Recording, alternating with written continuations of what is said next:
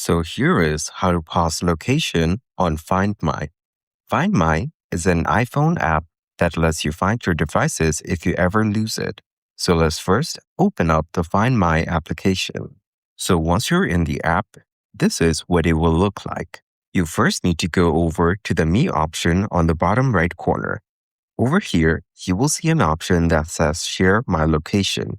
You need to toggle it off just like this. And as you can see, it now shows Not Sharing Location. This way, you can easily enable or disable your location on the Find My app. But keep in mind that we would recommend keeping it on. This tool comes in really handy if you ever lose your iPhone and not being able to find it, or if your phone ever gets stolen, you can use this feature to relocate your phone. And that's it.